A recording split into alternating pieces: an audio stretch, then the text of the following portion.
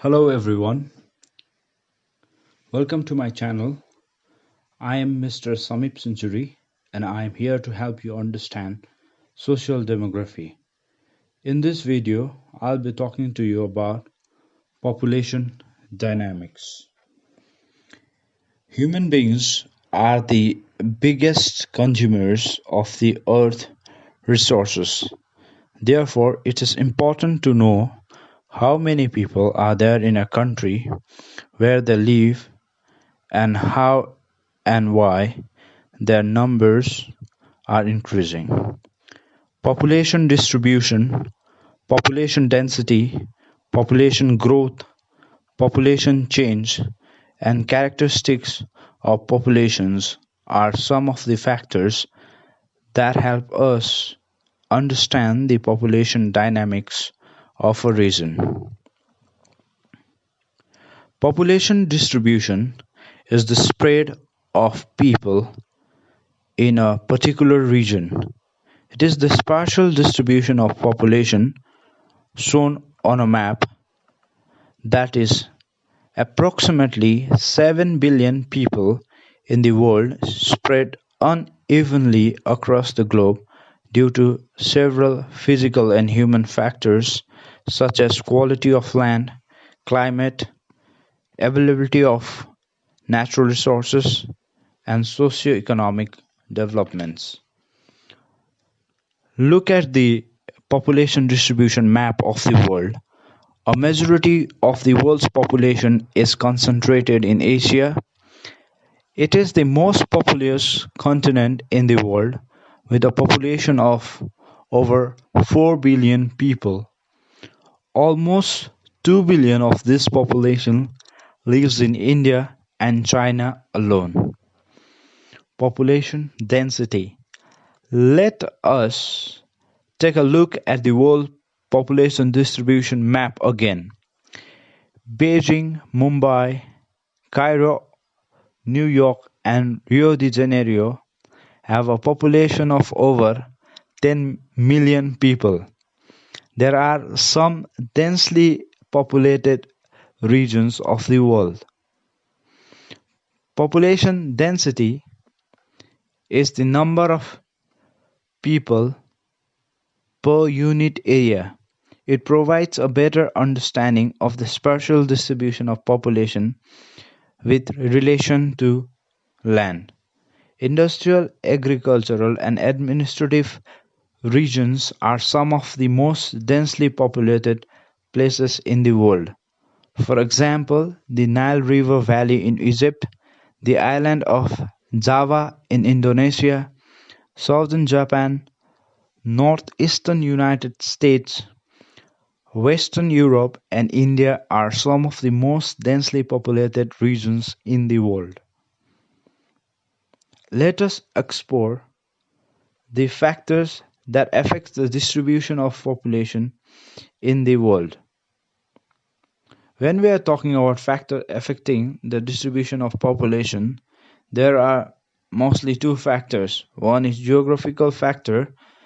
Within this, we will be discussing about topography, climate, water, soil and mineral, and the other is the socio-economic factor. Let us further discuss geographic factor, and within this we will discuss about the topography. Plains and plateaus have a higher population as compared to mountainous regions. River valleys are densely populated, while mountain regions are sparsely populated. For example, the Rocky Mountain, the Andes, and Himalayas are sparsely populated as compared to the Ganga, the Nile, and the Mississippi River Valley. The topography of plains allows people to lead a more comfortable life. The rugged topography of hilly regions, on the other hand, makes life difficult. Regions with extreme climatic conditions are sparsely populated as compared to the regions with moderate climatic conditions. The tundra and the deserts are the least populated regions in the world. For example, the polar regions of Russia, Canada, Antarctica, and the desert regions of the Kalahari and the Sahara are sparsely populated. The equatorial lowland regions are also sparsely populated because these are hot and wet throughout the year, which makes survival difficult. The Southeastern Asian countries are densely populated because they experience a moderate climate. Regions with low availability of water are sparsely populated, whereas areas close to water bodies are densely populated. Low availability of water is the major reason for sparse population in the arid regions of the world. The river valleys are densely populated because water is found in abundance. Cities around the Mississippi River in the United States and the Mackenzie River in Canada are some examples of densely populated regions. The fertility of soil also affects the distribution of population. The Ganga-Brahmaputra plain in India, the Nile River Valley in Egypt, and the basin of the Yangtze River in China are densely populated because these regions have favorable conditions for agriculture. Regions with rich mineral deposits have a developed industrial presence that provides employment to the people. Hence, these regions are also densely populated. For example, despite scarcity of water and extremely hot temperature, Saudi Arabia has a considerably high population as compared to the other desert regions of the world. Now, moving towards the another factors affecting the distribution of population, we will talk about social factor and economic factor. The ease of living and social policies of a place also determine its population distribution. Places with affordable living standards have high population. Basic amenities such as housing, sanitation, healthcare, and educational facilities attract a large number of people. This is the reason why cities and suburban areas are densely populated and villages are sparsely populated. For example, London, New York, and New Delhi are good examples of such cities. Another factor is the economic factor that is affecting the distribution of population. Population distribution and density of an area also depends on the type and scale of its economic activities. Factors such as availability of job and high wages can contribute to high population density through migration. Growing commercial activities, along with improved transportation and infrastructure, leads to a considerable change in the population distribution of a region. For example, Osaka in Japan, Detroit in North America, Guangzhou in China, and Mumbai in India are major economic hubs and hence are densely populated. Talking about the population growth is the change in the number of people living in a particular region over a period of time. The rate at which the population grows is expressed in percentage. Population growth can be natural or induced. Natural growth in population can be measured by birth and death rates. Induced growth in population is attributed to the inflow and outflow, that is, migration of people. An imbalance in the resources available and the population makes a country overpopulated. An optimum balance between the population and available resources is very, very important for the overall development of a country. Now, when we are talking about the overall development of the country, so one of the main cause that is the hindrance for the development of the country is also the overpopulation, as we can say that. And talking about this, let us focus on the impacts of overpopulation. A huge population becomes a burden on the country's economy and resources, and overpopulation may cause the following problems in a region. An increase in population leads to increased food demand. When these demands are not met, it causes shortage of food, and shortage of food leads to undernourishment, starvation, and malnutrition. Talking about land, land is a precious natural resource, and overpopulation exerts tremendous pressure on the available land, and forests are cleared to make land available for human use, which in turn affects the environment. The main source of fresh water on the earth are water bodies. A growing population leads to an increasing demand of clean drinking water. Fossil fuels are the main source of energy on the earth, and they are an exhaustible natural resources. The demand for petroleum and natural gas has increased because of an evolving transport system. Energy from fossil fuel is also the basic requirement of household, industries, and transportation.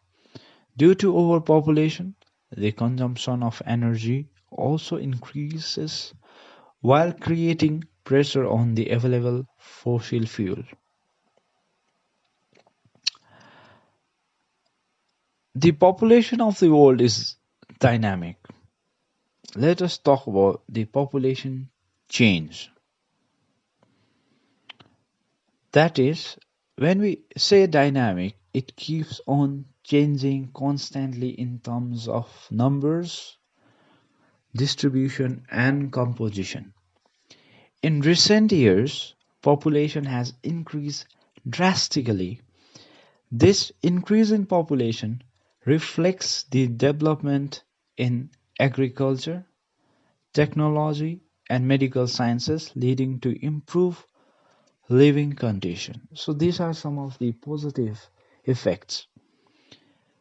The improvement in the living condition has decreased the occurrence of many diseases. There are main three processes that are used to identify the change in population, and these are birth rate, death rate, and migration. Let us discuss these three main processes in details. Birth rate. Birth rate is the number of the birth per thousand people in a year. It is also known as natality. An increase in birth rate leads to an increase in population. And for example, if there are 1,450 live births in a place which has a population of 50,000 people, then the birth rate can be calculated as shown in the right side of the screen, like birth rate equals to the number of live birth by total population into the thousand, and then we get the answer like this. Death rate. Death rate is the number of deaths per thousand people in a year. Death rate is also referred as mortality. A decrease in death rate leads to population growth. For example, if there are 450 dead in a place with a population of 50,000, the same as the birth rate, then the death rate will be calculated as, you can see there in the right side, that the number of dead by the total population in 2000, and you see the answer is 9. Growth rate. Now, growth rate is nothing but it is the difference between the birth and the death rate. It is the average annual rate of change of population size during a specified period. It is usually expressed in percentage. Population growth rate measures how fast the size of population is changing. As long as birth rate exceeds the growth rate, the population has an ascending trend, and this is the population is increasing. Now, migration. As you all know, migration is the movement of people from one place to another. It can be internal, that is within the country, or external, between the countries. Migration is an important determinant of population change because it changes not only the population size but also the population composition. Now, population composition. It refers to the structure of population of a country. It is an important aspect of demographic study as it helps us to understand the composition of population defined by characteristics such as gender, age group, education, occupation, place of residency, and literacy rate in a particular area. Another is the age composition. Age composition refers to the number of people in different age group in a country. And this population of a nation is grouped into 3 broad categories, that is, the children below 15 years, the working people, that is between 15 to 65 years, and the aged or the senior citizens above 65 years. The number and percentage of a population found within the children and working age and age groups are notably the determinants of the social and economic structure of a population. Now talking about the second, the working a working group, that is age between the 15 to 65. There are 2 broad categories based on the population's working ability, and they are productive population and dependent population. The people within the age group of 15 to 65 are known as the productive population, and these people are employed in primary, secondary, and tertiary activities, and they are an important index of development, and from the main, and they forms the main workforce of a country. And dependent population is grouped between 0 to 15, and they are also called adolescent population, and they are the future.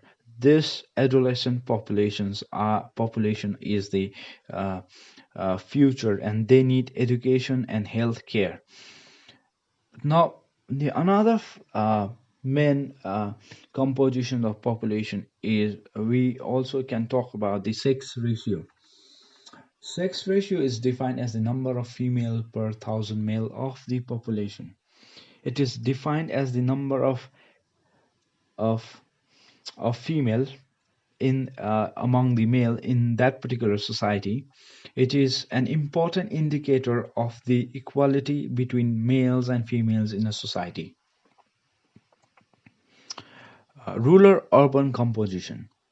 Rural-urban composition is an indicator of the ratio of people living in rural areas to the people living in urban areas. Urban population, as we all know, is the population living in urban areas such as cities and towns. A sizable population in the urban areas is an indicator of both development and improved socioeconomic conditions. It also indicates an increase in the rural-urban migration. Now, the second one, that is the rural population, is the population living in rural areas such as villages. Rural areas are very, very important because they provide raw materials for the agro-based industries. In the recent years, less economic activities in the rural areas has led to a steady migration of people to the urban areas. And this phenomena is called the rural depopularization because as a more number of village folks are moving towards the urban areas in search of better life, and there is a pull and the push factor here. And finally, when we are talking about population, we should also talk about the statistical information, that is the census, which provides accurate data about the population and its demographies. So the census is a statistical information which is used to study the population composition of a country, and it gives precise information on population, economy, literacy, sex ratio, and age composition.